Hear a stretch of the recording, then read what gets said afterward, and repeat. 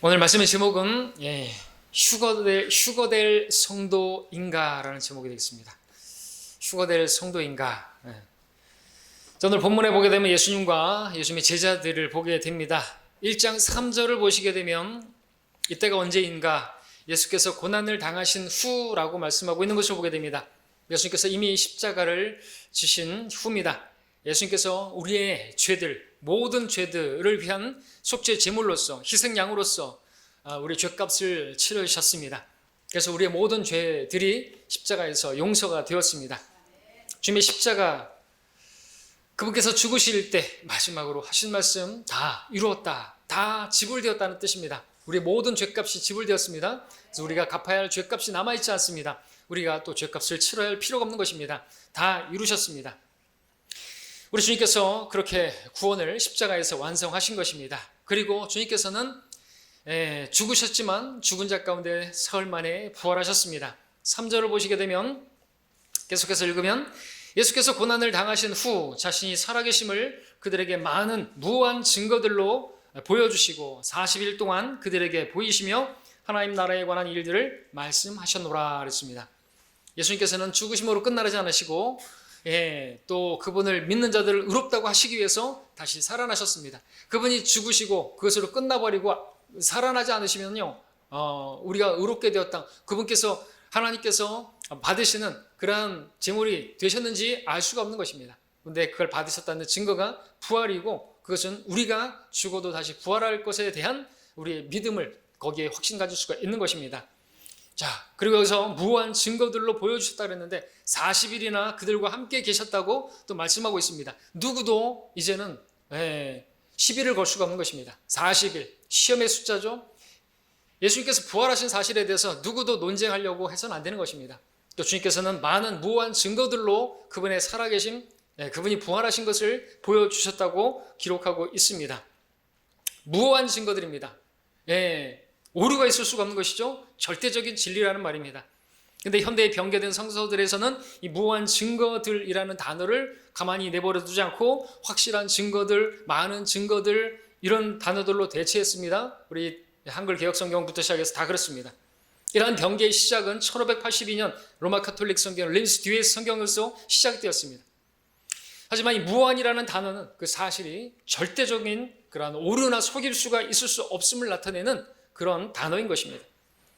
로마 카톨릭은 이 주님의 부활하심이 절대 무한, 오류가 있을 수 없는 확실한, 그 정도가 아니라 무한 증거인데, 그러한 권위를 낮추고 오히려 그들은 뭘 주장합니까? 교황 무호설을 주장하고 있습니다.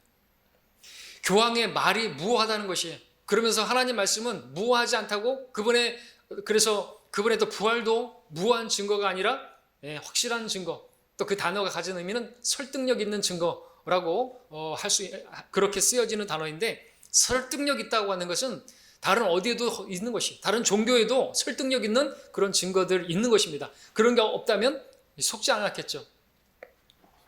그러나 그렇지 않습니다. 주님께서는 무한 증거들로 보여주신 것이죠. 그리고 그 많은 사람들이, 두세 증인도 아니고 많은 사람들이, 500명이 넘는 사람들에게 보이셨고, 많은 사람들이 보는 앞에서 그분께서는 하늘로 들려 올라가셨던 것이죠. 이것은 어떻게 조작할 수가 없는 것입니다. 사람들이 다 쳐다보고 있었던 것이죠. 무한 증거들을 보여주신 예수님께서는 이제 지상사역을 완성되었기 때문에 하늘로 올라가셨습니다. 9절을 다시 한번 읽으면, 주께서 이런 일들을 말씀하신 후에 그들이 보는 데서 위로 들려 올라가시니 구름이 그들의 시야에서 주를 가리더라 하고 있습니다. 제자들이 보는 데서 그렇게 주님께서는 하늘로 들려 올라가셨습니다. 마귀의 종들이 공중부양한다고 그렇게 속이기도 하는데, 주님을 흉내내는 것이죠. 어떤 마술사는 무리를 걷는다고 그렇게 하기도 하는데, 그것은 예수님께서 하신 그런 일들이 마치 쇼고 어떤 조작이고 어떤 그런 것이라고 말하는 것이죠.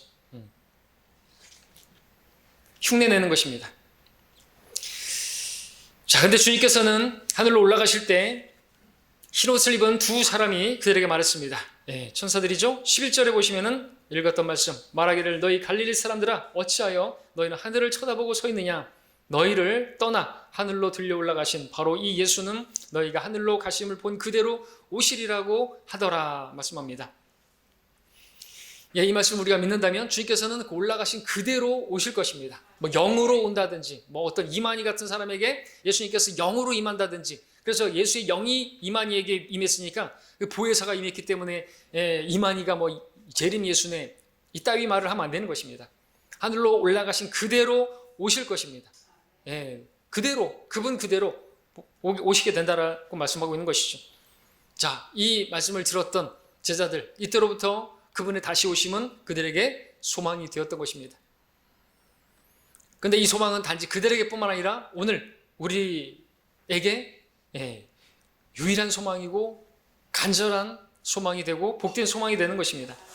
이 소망은 주님이 다시 오신다는 눈에 보이게 그렇게 공중에서 구름을 타고 구름 가운데 오시는 그분, 공중 재림하시는 것은 이 제자들에게는 문자적으로 성취가 되지 않았지만 오늘을 살고 있는 우리에게는 문자적으로 성취될 수 있는 가능성이 아주 높은 시대에 살고 있는 것입니다.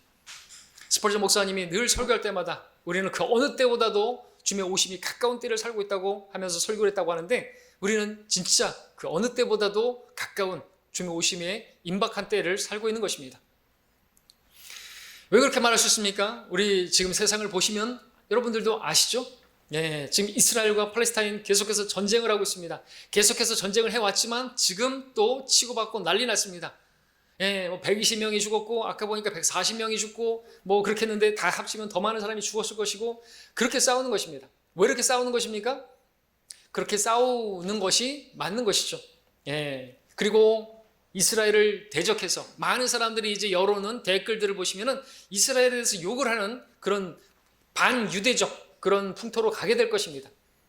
대환란 때는 어떻게 되죠? 우리가 이제 휴거되고 나면 그때는 유대인들에게 어떻게 대했느냐, 유대인들을 저주하면요, 그건 저주를 받는 것입니다. 염소의 민족이 되는 것이에요.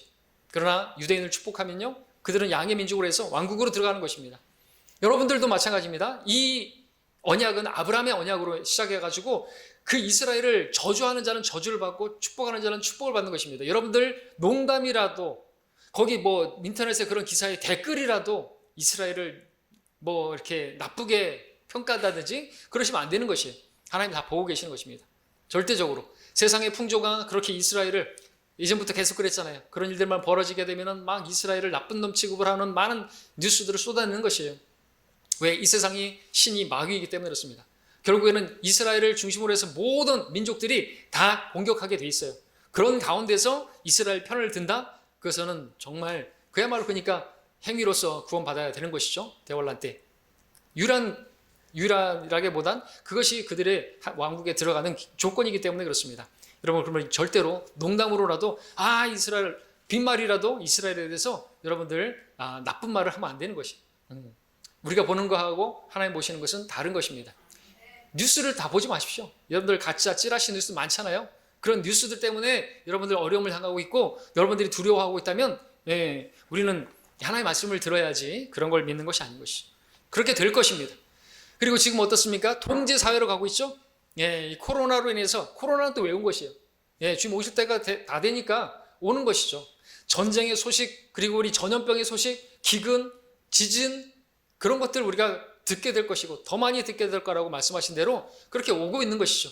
그야말로 이 전염병 지금 계속되고 있고 정말 역대급으로 그것을 통해서 지금 누가 어떤 조작을 한다 할지라도 어쨌든지 간에 이걸 통제하러 가고 있잖아요. 통제되고 있어요. 그래서 여러분들이 어디 갈 때마다 더더욱 더 심해지고 있죠. 그래서 오른쪽에 핸드폰을 두고 여러분들 그 QR 코드를 찍고 그렇게 들어가고 있잖아요. 그렇죠? 그리고 또 이마에다가 체크를 해가지고 그렇게 열 체크하고 들어가고 있잖아요. 근데 이게 너무나 자연스럽게 이제 대환란 때 저 그리스도가 뭐 어떻게 하는 것이 오른손이나 이마에 표를 받게 하는 것입니다. 저 그리스도. 근데 지금 QR 코드가 그렇다고 해서 뭐 짐승의 표는 아닌 것입니다. 666표가 아닌 것이죠. 지금 또 백신이 짐승의 표라고 666이라고 하여튼 그런 가짜 뉴스들, 음모론, 이상한 사람들, 무슨 뭐 어디에요? 인터컵에 그 체벌 같은 그런 사람들이 나타나가지고 그런 걸 주장하면은 그게 그런가 보다. 그리고 다 동요해가지고 끌려가는 것이. 그 전에는 뭐가 또 짐승의 표라 그랬어요? 베리칩. 베리칩이 짐승의 표네. 칩은 칩이고 표는 표죠. 여러분들 지금 우리가 충장도 나가지만 그 베리칩 주장하던 그 사람들이 지금 조용합니다. 헛다리 짚은 거예요. 또 체벌받 그런 사람들이 어떤 사람들이 옛날에 그런 노래 있잖아. 그런 재밌는 농담 있죠. 소대장이 자 저쪽으로 가자 저쪽 산이다 갔는데 아이고 저쪽 산인가비요? 여기가 아닌가비요? 저쪽으로 갔는데 아이고 저쪽인가봐 아까 그 산인가비요? 그런 농담처럼 지금 그전에는 카드로 다 매매하니까 그것이 이제 짐승의 편이 그래놓고 나중에는 또 아닌가비요? 베리칩이라고 또 막 떠드니까 베리칩이라고 하니까 베리칩이 짐승의 표라고 얘기를 하고 이제는 또 백신이래요 또. 그러니까 그 피켓 들고 다니는 사람이 안 보이잖아요 지금. 그 사람들 멘붕 왔을 것 같아요 요즘 말로. 멘탈이 붕괴돼가지고 도대체 뭐야? 백신이래네? 백신이 또 백신 아니에요. 짐승의 표는 짐승의 표죠. 계시록에 보니까 그 짐승 그죠? 예, 복합되어 있습니다. 근데 그 몸은 표범의 몸이잖아요. 그죠? 발은 곰의 발이고 입은 사자 입이고 복합됐어요. 비못이에요. 짐승들로 된 그것이 하나의 그야말로 이렇게 복합된 그 짐승의 몸에 표가 있는데 그 표범이래요. 또 그 몸을 잘 보시면은 그 점박이잖아요. 자세히 보면 마치 입맞춤 같은. 그래서 유다가 예수님을 배반할 때 키스했죠. 키가 작았으니까 그의 뒷발꿈치를 들었다고 했는데 예수님을 어떻게 왜 한 거예요? 표를 준 거잖아요. 내가 키스하는 그 사람이 예수니까 잡아가라고. 키스란 것이 표를 준 것이에요. 그러니까 그 죽음의 입맞춤, 그 키스 자국, 그것이 마크라는 것이죠. 표라는 것입니다. 지금 여러분들 그 QR코드 보게 되면 많은 점들로 이렇게 구성되어 있는데 마치 하나의 점 형태로 되어 있잖아요. 그것이 이제 어떻게 자연스럽게 이제는 짐승의 표로 봤는데 마치 입술 자국에 두터운 입술을 가진 그러한 혼혈의 흑인이 이제 적그리스도로 나올 텐데 그의 입술 자국인 것이에요. 여러분들 표범의 몸을 잘 보면 그런 입술 자국이 찍혀 있는 것들을 보게 되는 것입니다. 다 사연을 주고 계시는 것이죠. 그러한 것들이죠. 이렇게 검은 형태의 모습이고 그래서 사람들은 거부감 없이 그러한 것을 봤는데 지금 예행 연습을 하고 있는 것입니다. 그리고 문신도 이제 이 시대의 표적인데 문신하는 것이 사람들에게 이제 여자들도 막 문신하고 다니잖아요. 이제 그런 것들을 문신하나 봤는데 거부감이 없어요. 그래서 성경이 구약에서 계속 이야기하잖아요. 표를 받지 말라고. 그러니까 문신하지 말라고 그렇게 말하고 있지 않습니까? 마지막 때 지금 그 모습을 우리가 보고 있는 것입니다. 자, 우리는 그래서 그 어느 때보다도 주님의 오심이 가까운 때 살고 있다는 사실만큼은 누구도 부인할 수가 없고 부인한다 그러면 뭐 할 수 없는 것이겠지만 우리는 이걸 알기 때문에 깨어있을 수가 있는 것입니다. 그래야만 되고요. 주님께서는 그렇게 보여주셨는데 시대의 표적을 보여주고 계시는 것입니다. 자, 여러분들이 구원을 받은 성도라면 여러분 안에 성령이 계시다고 한다면 성령께서는 우리 안에서 무엇을 증거하시냐 하니까 그분의 오심을 사모하게 만듭니다. 사모하게 만드십니다. 제가 디도서 2장을 말씀해 보면 이는 구원을 주시는 하나님의 은혜가 모든 사람에게 나타나서 우리를 가르치시되 불경건과 세상 정욕들을 거부하고 우리로 신중하고 의롭고 경건하게 이 현 세상을 살아가게 하시며 그 복된 소망 곧 위대한 하나님이신 우리 구주 예수 그리스도의 영광스러운 나타나심을 기다리게 하셨습니다. 그랬습니다. 또 개역성경에는 영광을 기다리게 그렇게 변경해놨는데 그분의 영광을 기다리는 게 아니라 그분의 영광스러운 나타나심, 하늘로 올라가신 그대로 다시 오실 그분의 나타나심을 기다리게 하신 것이죠. 재림을 안 믿는 것이에요. 예수님의 나타나심, 공중재림, 휴거, 우리가 이제 휴거되는 것은 복된 소망인 것입니다. 이유가 무엇입니까? 이것이 왜 우리에게 복된 소망인 것입니까? 그 이유는 주님께서 다시 오실 때 모든 그리스도인들이 주님과 같은 영광스러운 몸을 입을 것이기 때문에 그렇습니다. 주님께서 다시 오실 때 그리스도 안에서 죽은 자들이 먼저 그들이 썩은 몸이 썩지 아니할 몸으로 갈아입혀지게 되고 그들이 휴거될 것입니다. 변모되어서 올라가게 될 것이고 그와 함께 이어서 그때 살아있는 우리들이 이 죽을 몸이 썩을 몸이 아니에요. 아직 죽지 않았으니까 죽었으니까 이제 썩었는데 썩은 몸도 썩지 아니할 몸으로 갈아입혀지게 되고 이 죽을 몸은 죽지 아니할 몸으로 갈아입혀져서 변모되어서 우리가 휴거되는 것입니다. 이것이 우리에게 소망이 되는 것이죠. 우리 함께 고린도전서 15장을 보겠습니다. 함께 살펴보죠. 15장 말씀, 우리의 소망이 되는 공중재림이요 휴거의 말씀입니다. 이단들이 휴거를 자꾸 떠들어가지고 사회 문제를 삼았지만 그렇다고 해서 구덕이 무서워서 장못당하겠습니까? 그런 여론이 무서워서 휴거를 이야기하는 것을 우리가 주저할 수도 있겠습니까? 성경에 분명한 증거고 우리의 신앙의 크라이막스입니다. 휴거, 랩처, 극도의 환희를 말하는 것이죠. 우리의 모든 고생이 끝나고 행복 시작인 것입니다. 15장 51절부터 53절까지 읽겠습니다. 보라, 내가 너희에게 한 가지 신비를 말하노니 우리가 다 잠잘 것이 아니오 오히려 우리가 모두 변화될 것이니 마지막 나팔의 소리에 눈 깜짝하는 순간에 그러하리라. 나팔 소리가 나면 죽은 자들이 썩지 아니하는 몸으로 일으켜지고 우리도 변화되리라. 그리하여 이 썩을 몸이 반드시 썩지 아니할 몸을 입고 이 죽을 몸이 반드시 죽지 아니할 몸을 입으리라 말씀하고 있습니다. 주께서 오실 때 우리가 들림받을 때 휴거될 때 죽을 몸이 죽지 아니할 몸으로 썩은 몸이 썩지 아니하게 돼 영원히 썩지 않을 몸으로 그렇게 변모되어서 영광스러운 몸으로 입게 되어서 우리는 영원히 주와 함께 있게 될 것입니다. 지금 우리의 몸은 어떻습니까? 정말 죽을 몸이고 죽기 전까지 계속해서 우리가 시달리게 될 약함이 있는 질병에서 자유롭지 못하는 그런 몸인 것입니다. 그렇게 살다가 죽으면 썩어져 버리게 되고 벌레가 먹을 몸인 것입니다. 그처럼 우리의 육신은 약하고 또 천한 것입니다. 빌립보서 3장 21절에서는 우리의 이 천한 몸이 주님께서 오시면 영광스러운 몸으로 갈아입혀 준다고 말씀하십니다. 자, 마지막 나팔에 눈 깜짝하는 순간에 라고 말씀하고 있습니다. 갑작스럽게 깜빡하는데 그렇게 일어나는 것입니다. 그리고 우리는 공중으로 끌려가게 될 것입니다. 개혁성경에는 이 눈 깜짝하는 순간에가 없으니까 어떤 사람들이 또 신천지도 그렇고 여호와의 증인들도 그렇고 우리가 하늘로 올라갈 것이다 라고 하니까 이해를 못하는 것입니다. 눈 깜짝하는 순간에 우리는 공간 이동을 할 것이에요. 걱정하지 않아도 될 것이겠죠. 그리고 그들은 우리가 이 몸으로 대기권을 돌출해서 셋째 하늘까지 가는 줄로 생각하는 것이죠. 전에 그런 그 신천지 관한 동영상도 해서 설교했었던 적이 있었죠. 그들은 신천지가 아주 조롱하는 것이죠. 우리가 하늘로 올라간다고 하니까 우습게 생각하면서 자기네들은 이미 그 과천에 거기가 자기들의 증거 장막 성전이 새 예루살렘이니 그런 얘기를 하는데 우리가 오늘 올라간다고 하니까 믿지라는 것이고 조롱하는 것입니다. 그러면서 주장하는 게 뭐예요? 이렇게 추운데요? 그러면서 영상을 만들었죠. 이렇게 추운 데를 올라간다고요? 걱정도 팔자죠. 주와 함께면요 불 가운데라도 하나도 데이지 않는 것이에요. 사드락과 메삭과 아벳는 어떻게 돼요? 7배나 뜨거워진 그것도 그냥 들어가 주와 함께하니까 하나님의 아들과 함께하니까 거기서도 하나도 머리카락 하나도 타지 않잖아요. 걱정도 팔자죠. 믿지라니까 그렇죠. 우리가 아무리 저기 뚫고 나가더라도 주님과 함께면은 걱정 없다는 것이죠. 아무리 춥고 아무리 더워도 우리는 올라가는데 문제가 없는 것이고 깜짝하는 순간에 그냥 이동하는 것입니다. 주께서 죽으시고 하늘 갔다 내려오시는데도 얼마나 시간이 안 걸렸죠?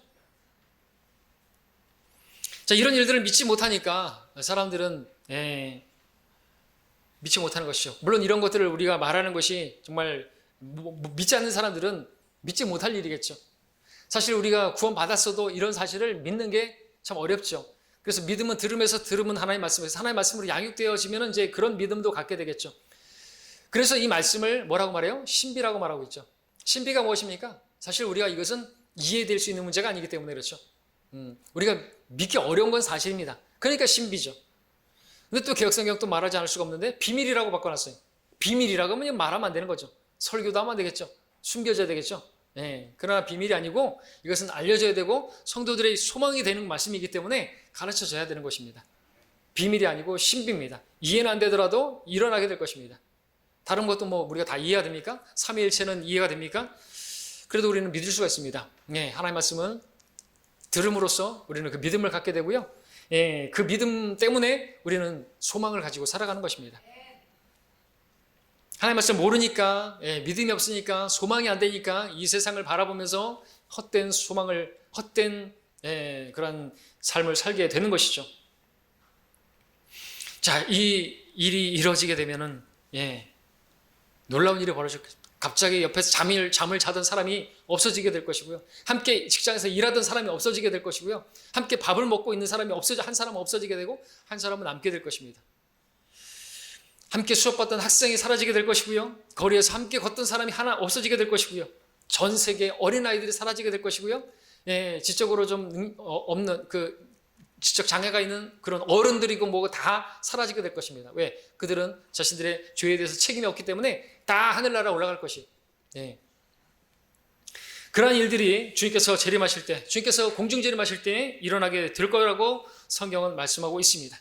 그래서 주님의 다시 오심은 그리고 우리가 들려 올라가게 될 그 휴거는 우리에게 복된 소망이라는 것입니다.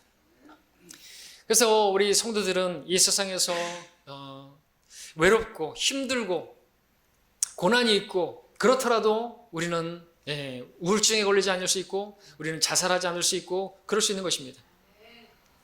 우리 그리스도인들은 이 땅에서 삶이 참 어려운 삶입니다. 믿음의 좁은 길 걸어가는 그 길에 박해가 있고 핍박이 있고 따돌림이 있고 조롱이 있기 때문에 정말 우리는 우울할 수가 있어요. 근데 소망이 없다면 그럴 수 있겠죠. 우울증에 걸릴 수 있겠죠. 그러나 그렇지 않습니다. 우리에게는 주님 주시는 약속이 있기 때문에 휴거에 소망이 있기 때문에 우리는 어떤 상황에서도 위로를 받을 수 있고요. 기뻐할 수 있고요. 만족할 수가 있는 것입니다. 주께서 다시 오시면 이 몸을 죽지 않을 몸으로 영원히 사는 몸으로 영광스러운 몸으로 입혀줄 것이고요. 우리는 주와 함께 영원히 살 것이기 때문에 우리가 이 땅에서 맛보는 잠깐의 주님의 임재를 보고도 우리가 기뻐할 수 있고 만족할 수 있다고 한다면 우리가 그분을 얼굴과 얼굴을 대면해서 마주하고 영원히 함께 할 수 있다고 한다면 그것은 얼마나 기쁘고 우리 찬양처럼 얼마나 놀라운 일이겠습니까? 그래서 데살로니가 4장 17절에서도 그렇게 휴거를 말씀하시면서 살아남아있는 우리도 공중에서 주와 만나기 위하여 그들과 함께 구름 속으로 끌려 올라가리니 그리하여 우리가 주와 영원히 함께 있으리라 말씀하고 있습니다. 그리고 18절에서 그러므로 이란 말로 서로 위로하라. 문맥은 잠든 자들에 관해서 소망이 없는 다른 사람들처럼 슬퍼할 수밖에 없지만 우리에겐 소망이 있단 말입니다. 믿지 않는 사람은 소망이 없지만 데살로니가 성도 중에서 누군가가 죽었는데 슬퍼할 게 아니라는 것이죠. 그래서 우리는 장례식장에서도 우리가 말할 수 있잖아요. 주님 오시면 돌아가신 분이라 할지라도 썩은 몸도 썩지 않을 몸을 입게 될 것이고 주님 오시면 만날 거라고 어머니 만날 거라고 아버님 만날 거라고 그렇게 소망을 이야기할 수가 있는 것입니다. 믿지 않는 사람은 그렇게 소망 없이 슬퍼만 할 수 있는 우리가 아닌 것이죠. 자, 주님께서 다시 오시는 그 첫째 목적은 바로 그것입니다. 우리가 주와 함께 영원히 주님께서 우리를 그렇게 함께 하기를 원하시는 것이 그리고 우리를 데리러 오셔서 영원히 우리와 함께 하실 겁니다. 지금도 함께 하고 계시죠? 임마누엘 우리와 함께 하신 하나님. 문제는 우리가 주와 함께 하지 않으려고 하는 게 문제죠. 내 육신을 따라서 내가 원하는 대로 하려는 것이 문제죠. 자, 지금 영으로 우리와 함께 계시기는 하지만 이후에는 주님과 함께 얼굴과 얼굴을 맞대고 그렇게 볼 것입니다. 그때 우리에게 주어지게 될 것이 또 있는데 이 땅에서 주님을 위해서 섬긴 그 섬김의 대가, 보상이 기다리고 있습니다. 그 보상은 무엇입니까? 이 땅에서 우리가 왕노릇하는 것입니다. 이 세상을 통치하는 것입니다. 주님께서 왕이시고 우리는 그 면류관을 쓴 왕들로서 통치하게 되는 것입니다. 우리 하나님 앞에 우리를 왕들과 제사장들로 삼으셨음이니 우리가 땅 위에서 통치하리이다. 여러분들 이렇게 될 것입니다. 그래서 우리는 이 땅에 소망을 두지 않고 이 땅의 어떤 통치, 이 땅에서 잘 되고 내가 높아지고 그런 것이 사실 관심 없는 사람들이 된 것이에요. 오히려 낮아지고 또 그렇게 좀 멸시받고 그런 것들이 우리에게 비교할 수 없는 영광을 주는 것이라고 말씀하기 때문에 우리는 그런 가운데서도 기뻐할 수 있는 것입니다. 핍박을 받았을 때도 이것으로 인해서 내가 받을 상이 쌓였다고 믿음이 있으면 기뻐할 수 있는 것이죠. 그래서 어떤 상황에서도 우리는 기뻐할 수 있고 모든 일에 감사할 수가 있어야 하는 것입니다. 믿음이 있다면 휴거될 성도라면 주의 오심을 기다리고 있는 성도라면 말이죠. 자, 근데 주님께서 이 세상에 오실 때 이제 공중재림 이후에 이제 지상재림할 때 이 세상은 그렇지 못하죠. 주님의 재림이 그들에게 있어서는 재앙입니다. 심판이죠. 주께서 지상 재림하시는 목적은 바로 죄악으로 가득한 이 세상을 벌하시는 것입니다. 심판하는 것입니다. 그 전에 7년 대환란이 있죠. 그 환란은 엄청난 것입니다. 노아의 대홍수 심판과 맞먹는 것이라고 할 수 있을 정도가 되겠습니다. 우리 함께 마태복음을 볼까요? 보겠습니다. 마태복음 24장 37절.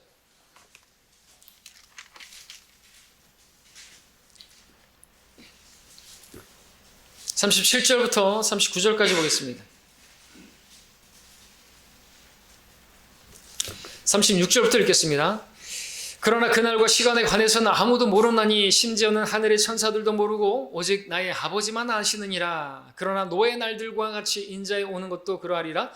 홍수전의 날들에 그들이 먹고 마시며 장가가고 시집가고 하기를 노아가 방주로 들어가던 날까지 하다가 홍수가 나서 그들을 모두 다 쓸어버릴 때까지 그들이 알지 못한 것과 같이 인자에 오는 것도 그러하리라 말씀하고 있습니다.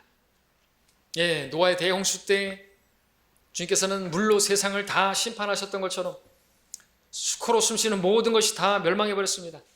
그래서 죄악으로 가득한 세상을 심판하시는 하나님의 그러한 심판이었습니다.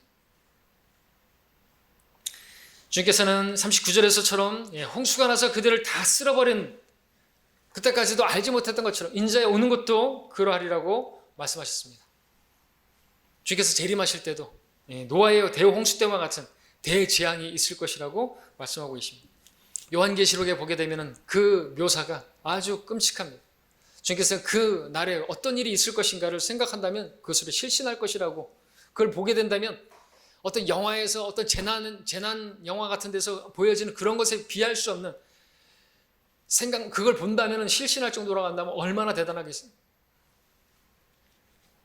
주님께서 재림하실 때 세상은 심판받게 될 것입니다. 멸망하게 될 것입니다. 그때 그리스도를 영접하지 않은 사람들, 그리스도를 알지 못하는 사람들은 심판을 있을 것입니다. 주 예수께서 그의 능력과 천사들과 함께 하늘로부터 나타나실 때에 하나님을 알지 못하는 자들과 우리 주 예수 때의 복음에 순종치 아니하는 자들을 불길 가운데서 벌하시리니 이런 자들은 주의 임재와 그의 능력의 영광으로부터 떠나 영원한 멸망의 형벌을 받게 될 것이라 했습니다. 그날이 오기 전에 그래서 사람들은 예수 때의 복음을 받아들여야 되는 것입니다. 그 복음 앞에 순종해야 되는 것입니다. 그분을 개인적인 구주로 영접해야 하는 것입니다. 여러분들은 휴거될 성도이십니까? 자, 그렇다면 언제 휴거는 오는 것입니까? 주님은 언제 오십니까? 오늘 본문 사도행전 1장 7절에서는 찾지 않겠습니다. 여기 지금 읽었던 36절에서도 말씀하고 있지만 그 날과 시간에 관해서는 아무도 모른다고 했습니다. 사도행전 1장 7절에서도 주께서 그들에게 말씀하시기를 너희에게는 그때나 시기를 알게 하신 것이 아니요 아버지께서 자신의 권한에 두셨느니라 했습니다. 그러니까 그 날과 시간, 그 연도 이런 것들을 계산하면 안 되는 것이죠. 그걸 이야기하면 하나님의 말씀을 거스르는 것이고 그것은 아버지의 권한에 속한 것이기 때문에 그것은 얘기하면 안 되는 것입니다. 얘기를 하면 그 이단인 것이고 사입이고 문제가 심각해지는 것이죠. 자, 주님께서 언제 오실지 우리는 그때나 시기를 알 수가 없습니다. 그러나 우리가 한 가지 알 수 있는 것은 계절은 알 수가 있다 이렇게 말할 수 있습니다. 마태복음 펼쳐져 있죠. 24장 32절 33절에 보게 되면 32절 33절 무화과 나무의 한 비유를 배우라. 그 가지가 유연해지고 잎이 나오면 여름이 가까운 줄 너희가 아나니 이와 같이 너희도 이 모든 것을 보면 그 일이 가까이 곧 문들 앞에 이른 줄 알라 말씀하고 있습니다. 그러면서 진실로 내가 너희에게 말하노니 이 세대가 지나가기 전에 이 모든 일들이 이루어지리라 말씀하고 계십니다. 이 세대가 지나가기 전에 그러니까 무화과 나무의 비유, 잎이 나고 이 이스라엘의 회복을 말하는 것입니다. 이스라엘이 회복하는 1948년 5월 14일인가요? 그때로부터 해가지고 한 세대 안에 모든 이 환란까지 다 일어나게 된다라고 말씀을 하고 계시는 것입니다. 근데 이 세대가 몇 년인지는 우리가 알 수 없습니다. 그렇죠? 이 한 세대가 42년이라고 한다면은 마태복음 1장 17절에 근거해서 그러면은 지나버렸죠? 1990년에 재림하셨어야 되고 또 시편 90편의 말씀에 따르면은 우리 연수가 70이고 그러면 2018년을 넘지 말아야 되는 것인데 이미 지났죠. 강간하면 80이고 그러면은 2021년 5월 1일 계절은 봄, 5월이지. 그럼 올해 2021년 올해가 되는 것입니다. 솔로몬의 노래가 보게 되면 계절이 또 봄인 것을 알 수 있는, 여기서도 보는 것처럼 그 솔로몬의 노래 2장 10절에서는 사랑하는 자야 예쁜 자야 일어나 떠나자 라고 말하면서 11절 13절에서는 휴거의 계절을 짐작할 수 있는 사인을 주셨는데, 보라 겨울도 지나고 비도 그쳐 사라졌으며 땅에는 꽃들이 피고 새들이 노래하는 때가 왔도다. 그러면서 무화과는 푸른 무화과들을 내고 포도농쿨은 부드러운 포도로 좋은 향기를 내는도다. 무화과 나무, 포도나무, 이스라엘을 상징하는 나무죠. 회복을 말씀하신 것이죠. 무화과 나무의 비유를 말씀하셨죠. 그러면서 나의 사랑, 나의 어여쁜 자야 일어나 떠나자라고 또 한번 말씀하시는데, 일어나 떠나자고 하시는 것이 솔로몬의 노래에서 나오는 이 여인은 신부인 교회를 예표적으로 보여주고 있는 것입니다. 자, 이런 말씀들을 볼 때 우리는 휴거의 때와 시기나 이런 것도 모르지만 계절은 알 수 있는데 봄이라는 것이죠. 휴거는 봄에 일어날 가능성이 아주 큽니다. 그 중에서도 5월 말에서 6월 초순에, 유대력으로는 오순절에, 그러므로 성도의 휴거는 오순절에 일어날 가능성이 많이 있죠. 예수님께서 사도행전에서 우리가 본문에서 앞에서 보면은 오순절에 성령께서 강림하셨습니다. 그래서 교회가 시작되었습니다. 그래서 교회가 탄생되는데 오순절에 일어났고요. 주님께서 그 교회를 데려가실 때도 바로 성령이 내주하는 그 성도들을 데려가실 때도 오순절에 일어날 가능성이 매우 높은 것이죠. 자, 그렇다면 올해 2021년 오순절은 언제인 것인가? 한번 그 날과 시간을 한번 계산해 볼까요? 올해 2021년, 이게 강건하면 80이고 10편 90편에서 그 강건하면 80이다.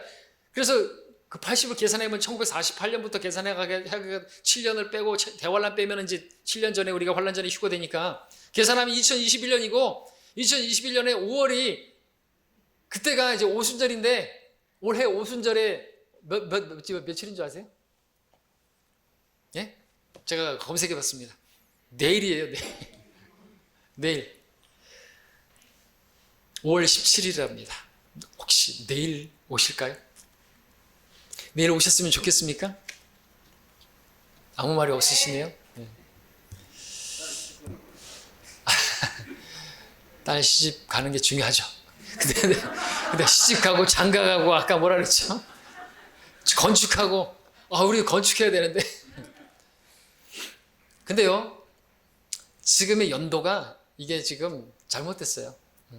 예수님께서 오신 것으로 해서 지금 BC와 AD가 나눠졌잖아요. Before Christ, 예수님 전과 AD, Anno Dominus, 라틴어로. 그래서 예수님께서 오신 주전과 주후로 이게 나눠지는데, BC 0년이 예수님께서 오신 때가 맞나 이거죠. 아닌 것이. 역사학적으로 이렇게 역사의 그 세속 역사를 보게 되면 이제 예수님께서 오신 때 어떤 일이 있었는지 우리 알죠? 카이사 아우구스토가 이제 뭐 조세 등록을 하고, 그래서 이제 그런 것 때문에 막 마리아가 하고 이렇게 가고, 헤롯이 또 이렇게 막 어떻게 해요? 2살 아래로 다 죽이라. 근데 헤롯이 죽은 역사가 뭐니까 BC 4년이. 그렇게 죽었는데, 그럼 BC 4년이면은 뭐예요? 예수님께서 태어나시기 전에 BC 4년 전에 이미 헤롯이 죽었어요. 그럼 헤롯이 죽은 때로부터 해서 예수님은 이미 2살 정도 될 수가 있대요. 그럼 BC 6년까지도 가는 거예요. BC 5년에 태어나실 수도 있고. 그렇게 본다면 지금 우리 계산으로 따지면 이미 훨씬 지났어요. 2021년에서 5년이나 6년 전에 이미가 그때가 언제예요? 강건하면 80이에요. 이전에는 이런 말씀을 안 드렸지만, 왜? 그때 되면 또 소망을 잃어버리실까 봐. 그래서 지금은 말할 수가 있습니다. 근데 말씀드리고자 하는 것은 우리가 계산하면 안 된다는 것이죠. 주께서 그 날과 시간을 알 수 없도록 그렇게 이 서기가 지금 잘못된 거예요. 서기가 2021년조차도 하나님께서 그렇게 그런 좀 모르게 만들어 놓으셨단 말이죠. 그리고 성경에 1년도 360일, 365일 우리가 이방인 쓰고 있지만, 그래서 우리가 알지 못합니다. 사실 지금 어떤 사람들이 많은 그 신발 종말론 이야기하는 사람들, 뭐 재림을 소망하고 한다고 하는 그 유튜버들 막 이렇게 보면 지금 2021년 그리고 내일 오순절 지금 바짝 긴장하고 있어요. 여러분 모르셔서 그렇죠. 우리는 긴장 안 하고 있죠. 긴장하실 필요 없습니다. 왜? 우리는 주님 언제 오셔도 하나도 이상할 것이 없이 우리는 깨어서 우리는 복음 전하고 있고, 우리는 주님을 증거하고 있고, 우리는 주님 예배하고 있고, 우리는 주님 오심을 기다리고 있잖아요. 진짜요? 네. 그렇습니다. 우리 긴장할 필요 없어요.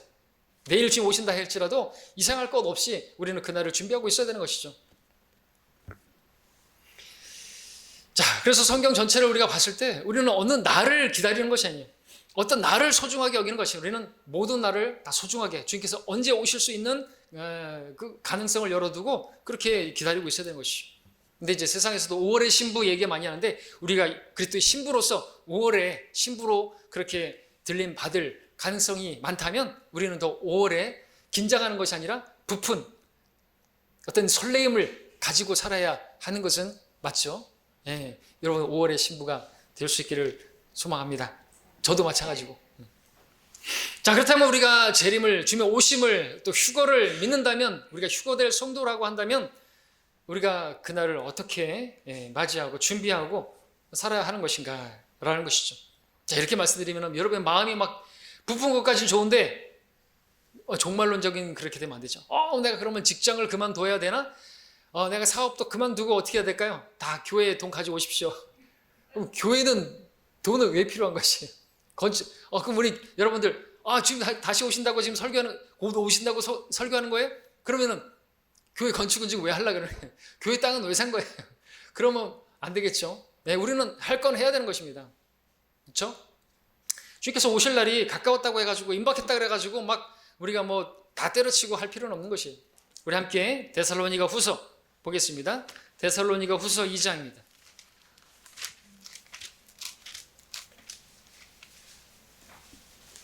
2장 1절부터 3절까지를 읽겠습니다.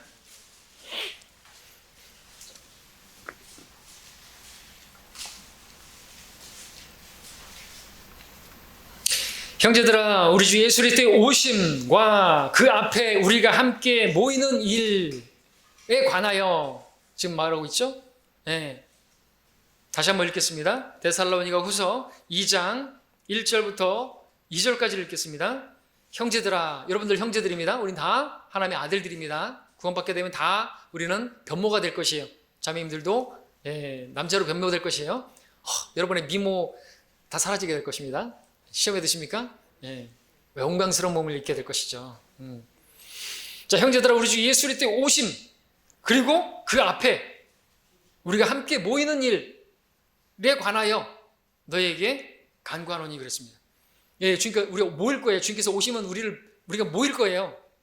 여러분들, 우리는 지금 주일에 모였잖아요, 그죠? 이거는 뭐예요? 우리가 세상으로부터 불러냄을 받은 성도들의 모임인데 이것을 주님께서 오실 때 우리가 그분 앞에 모일 것에 대한 예행 연습이라고 말씀드렸죠? 그래서 우리가 주일 예배를 통해서 우리가 뭘 인식해야 되니까 우리는 이 세상에서 떠날 사람들이에요. 불러냄을 받게 될, 주님께서 오시면 우리가 그분 앞에 모이게 될 것에 대한 그런 것들을 늘 생각할 수 있어야 되는 거죠. 우리는 세상에 살지만 이 세상에 속한 사람들이 아닌 것입니다. 모일 것이에요. 일어나 떠나자, 아무개야. 그러면 우리는 올라갈 거라는 거죠. 2절에서 영으로나 말로나 또는 우리에게서 받았다고 하는 편지로나 그리스도의 날이 가까웠다고 마음이 쉽게 흔들리거나 두려워해서는 안 될 것이라 쓰고 있습니다. 여러분들 마음이 흔들리고 뭐 아무것도 손에 잡히는 게 없고 그러면 안 되는 것이죠. 여전히 삽을 잡아야 되고요. 여전히 여러분들 펜을 잡아야 되고요. 우리 학생들은 여전히 학교를 가야 되고요. 잘못된 사람들 어떻게 해요? 옛날에 담임 선교회 같이 다 그만두고 학교도 그만두고 직장도 그만두고 다 모여가지고 1992년 10월 28일 주님 언제 오실런지 우리 알게 됐으니 깨어 준비합시다. 알게 됐대요. 그렇게 이제 찬송가도 바꿔가지고 알게 됐는데 뭘 깨어서 준비해. 자기도 그냥 다 알고 있으면서 찬양 자체가 말이 안 되잖아요. 알게 됐대요. 그러면서 깨어서 준비하자고 말하는 헛방이었죠. 막 두려워가지고 그래도 불발됐습니다. 여러분 양치기 소년 아시잖아요. 그렇게 되니까 나중에는 믿질 않아요. 이제 교회들이 휴거를 믿지 않아요. 진짜 오십니다. 언제 오시죠?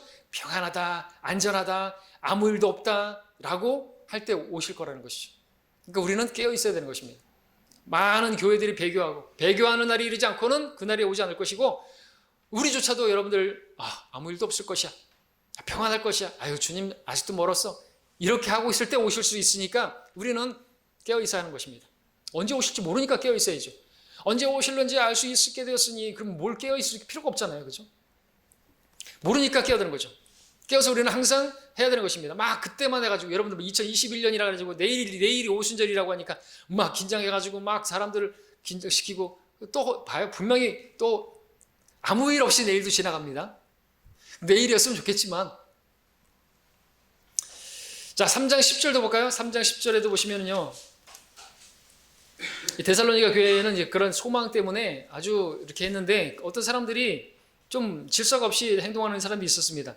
3장 10절에 우리가 너희와 함께 있을 때에도 너희에게 명하기를 누구든지 이러하기 싫으면 먹지도 말라고 하여노라 그랬습니다. 12절에서도 이제 우리가 우리 주 예수 그리스도를 통하여 이런 자들에게 명하고 권고하노니 조용히 일하고 자기 양식을 먹으라 그랬습니다.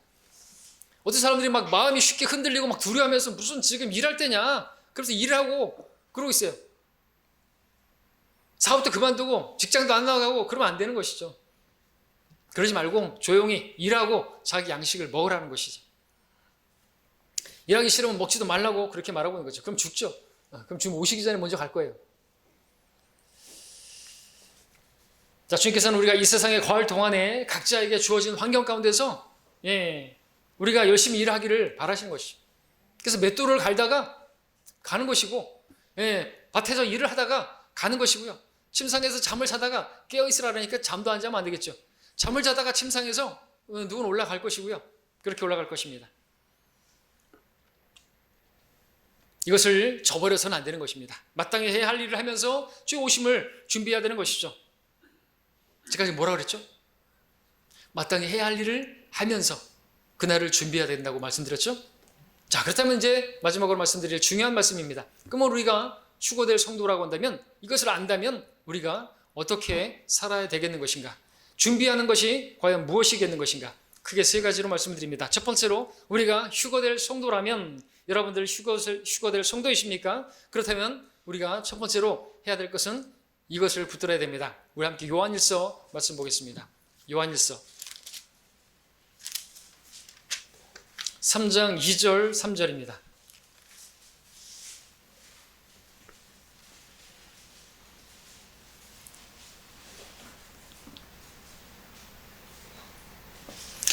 사랑하는 자들아, 이제는 우리가 하나님의 아들들이라. 우리가 어떻게 될 것인가는 이제는 아직 나타나지 아니하였으나 그가 나타나시면 우리가 그와 같이 되리라는 것을 아노니 이는 우리가 그분 그대로 그분을 볼 것이기 때문이라.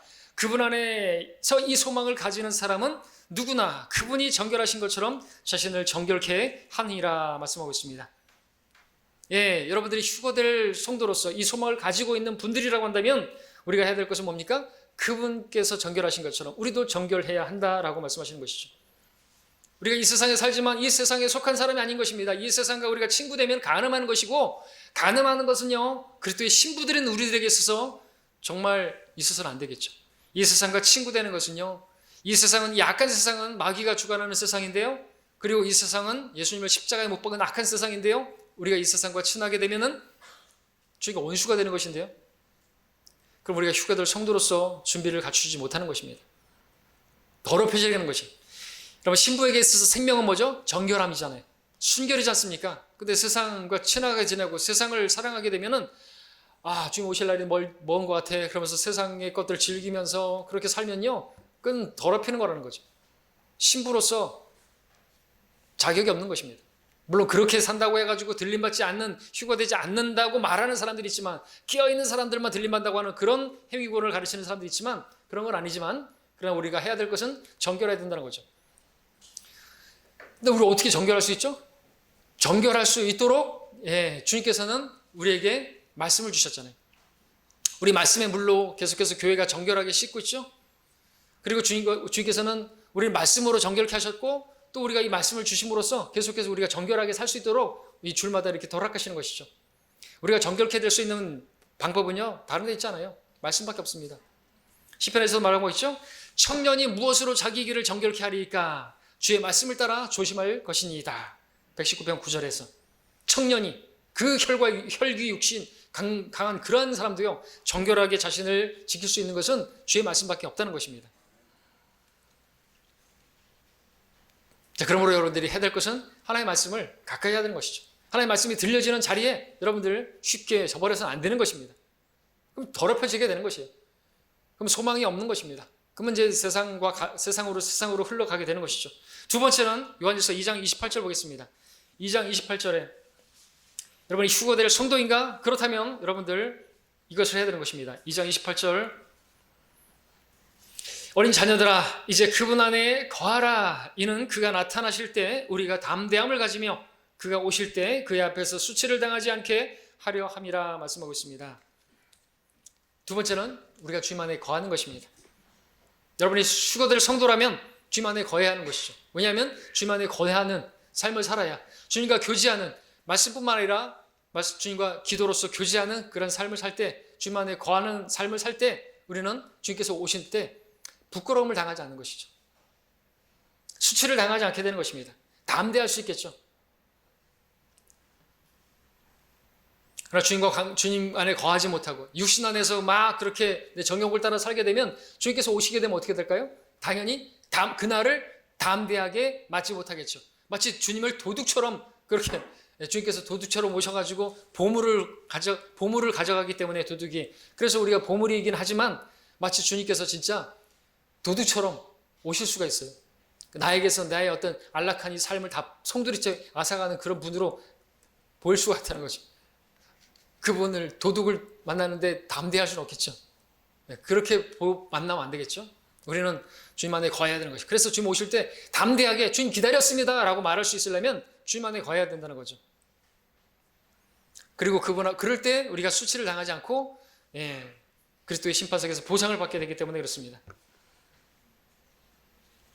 그래서 우리는 육신을 죽은 것으로 여기고 주님을 의지하고 주님을 따라야 하는 것입니다.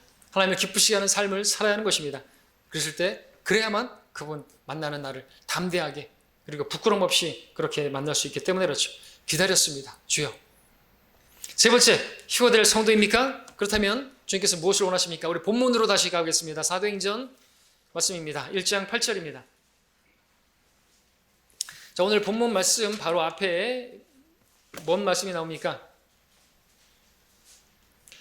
9절에서 그렇게 이제 올라가신다 말씀하셨는데 8절에서 말씀하시는 겁니까? 그러나 성령께서 너희에게 임하시면 너희가 능력을 받으리니 그러면 예루살렘과 온 유대와 사마리아와 땅끝까지 이르러 내게 증인이 되리라 하시니라 그랬습니다. 주님의 뜻은 우리가 복음을 전하는 것입니다. 주님께서 올라가신 그대로 다시 오실 것인데 그것을 아는 성도라면 복음을 전해야 된다는 것이죠. 땅끝까지 이르러 내게 증인이 되리라 말씀하셨습니다. 우리 저 땅끝 마을 해마암까지, 또 우리는 지난주에 완도에 가서 또 복음을 전하고 이 전남 지역에서 우리는 복음을 전하고 있는 이유가 뭡니까? 우리는 한 사람이라도 더 멸망하지 않고 더 구원받게 되기를 바라셔서 주님께서 오래 참고 계시는 것을 알기 때문에 우리는 그 일을 해야 하는 것입니다. 주님께서 성령님을 우리 안에 두신 목적은 우리가 증인이 되게 하시려고 능력을 주시기 위함인데, 그 능력은 우리가 복음을 전할 수 있는 능력을 주시기 위함인 것입니다. 첫째 않겠습니다. 시간 관계상 디모데후서 1장 7절 8절에서는 하나님께서 우리에게 주신 것은 두려워하는 영이 아니라 능력과 사랑과 건전한 생각의 영이라 그랬습니다. 주께서 주신 영, 능력의 영인데 디모데후서 1장 7절 8절에서는 그러므로 너는 우리 주의 증거나 그의 죄수된 날을 부끄러워하지 말고 하나님의 능력에 따라 복음을 위하여 고난의 동참자가 되라 말씀하고, 주께서 우리에게 주신 영을 통해서 그러므로 주의 증거를 부끄러워하지 말고 주님을 전하는 것을 부끄러워하지 말고 오히려 그 복음을 위해서 고난당하는 것에 적극적으로 동참하라고 말씀하고 있는 것이죠.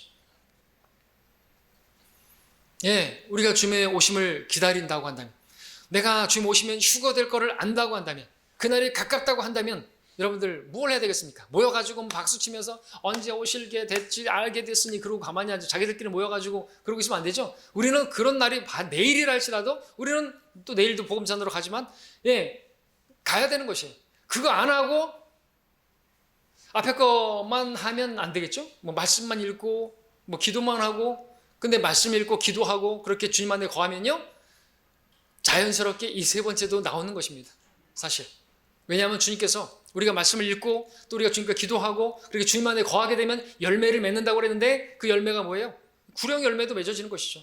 성령의 열매가 내 안에서 맺어지게 되고, 당연히 혼들에 대한 연민을 가지고 복음을 전가할 수 있도록 성령께서 역사하시기 때문에 그분의 능력으로 우리가 복음을 전하는 그런 일을 하게 되는 것입니다. 우리 능력으로 하는 게 아닙니다. 그래서 스텝 바이 스텝 첫 번째, 두 번째가 나와야 되는 거죠.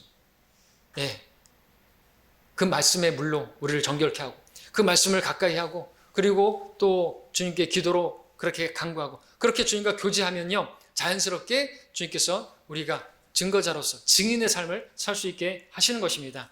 그러므로 여러분들 주님과 교제함으로써 또 그분 안에 거하심으로써 주께서 주시는 그 마음으로 성령의 그 인도하심 가운데 순종함으로써 복음을 전하는 우리 모두가 되기를 바랍니다. 그래서 주님께서 오실 때 우리도 저 사람들 하나라도 더 데리고 그렇게 휴거되는 그 대열에 참여케 하는 그 일을 하게 되기를 바랍니다.